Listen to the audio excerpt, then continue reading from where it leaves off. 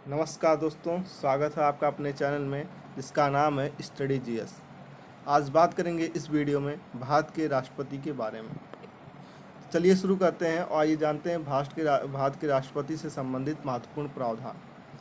भारत का जो राष्ट्रपति है वह भारत का प्रथम नागरिक होता है। यह राष्ट्र का राष्ट्राध्यक्ष एवं राष्ट्र की एकता, अखंडता और सुदृढ़ता का परिचायक होता है।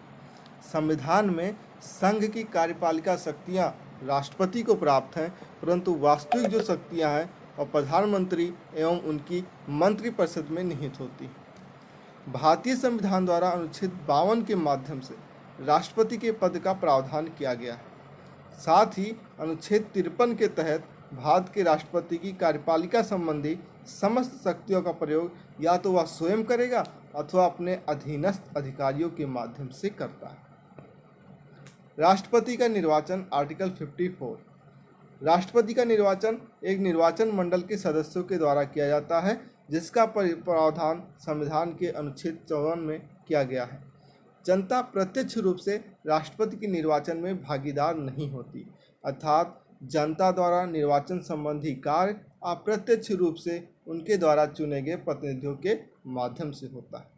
राष्ट्रपति का निर्वाचक मंडल, जिसमें शामिल होने वाले सदस्य और शामिल न होने वाले सदस्य को के बारे में बात की जाए। अब शामिल होने वाले सदस्यों के बारे में अगर चर्चा करें तो संसद के दोनों सदनों की निर्वाचित सदस्य, राज्य की विधानसभाओं के निर्वाचित सदस्य, केंद्र शासित प्रदेश दिल्ली व पुडुचेरी विधानसभा के निर्वाचित सदस्य ये राष्ट्रपति के निर्वाचन में भागीदार होते हैं, राष्ट्रपति के निर्वाचन में सम्मिलित होते हैं।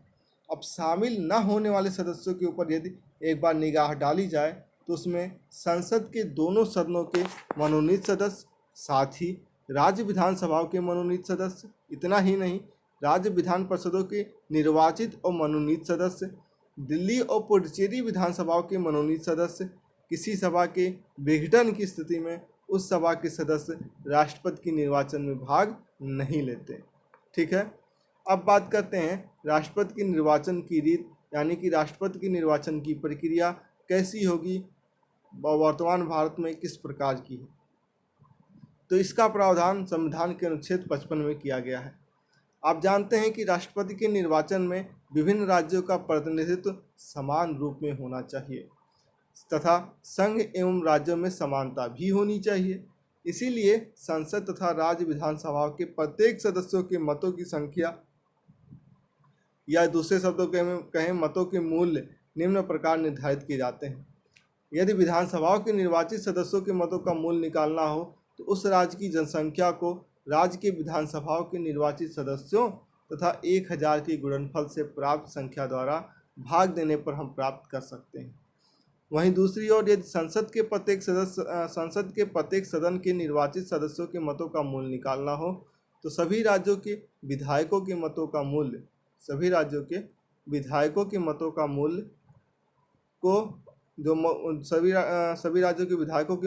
मूल्य को संसद के कुल सदस्यों की संख्या से भाग देने पर हम प्राप्त कर सकते हैं।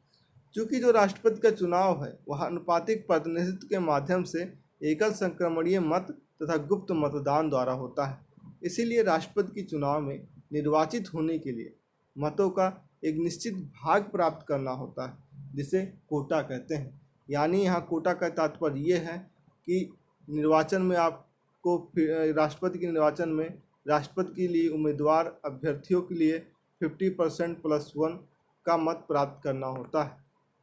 राष्ट्रपति चुनाव संबंधी सभी विवाद उच्चतम न्यायालय द्वारा निपटाया जाता है और इसका निर्णय जो होता है वह अंतिम होता है। इसमें महत्वपूर्ण बात ये कि मतदाता जो है उम्मीदवारों के नाम के आगे अपना वरीयता क्रम 1, 2, 3, 4 आदि अंकित करता है। प्रथम चरण में उम्मीदवारों के मतों की गणना उनको प्राप्त प्रथम वरीयता के मत के आधार पर होती है। उम्मीदवार को निर्धारित मत यदि नहीं मिला तो ऐसी स्थिति में मतों के स्थानांतरण की प्रक्रिया शुरू होती है।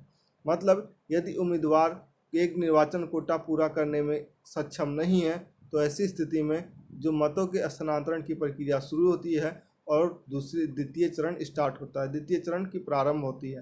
तो द्वितीय चरण में क्या होता है, प्रथम वरीयता के न्यूनतम मत प्राप्त करने वाले उम्मीदवार की उम्मीदवारी रद्द करके द्वितीय वरीयता के मत को अन्य उम्मीदवारों के प्रथम वरीयता के मतों में बांट दिया जाता है।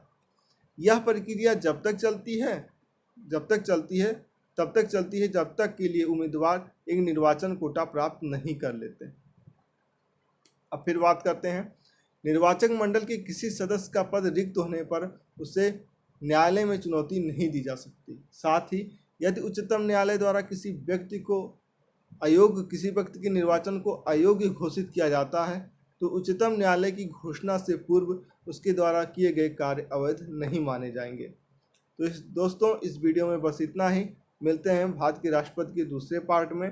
तब तक के लिए जय हिंद जय भारत। साथ ही आपसे रिक्वेस्ट करेंगे कि यदि आप चैनल पर नए हैं तो प्लीज़ सब्सक्राइब कर लीजिए और वीडियो पसंद आया हो तो लाइक शेयर अवश्य करिएगा। मिलते हैं नेक्स्ट वीडियो में। जय हिंद जय भारत।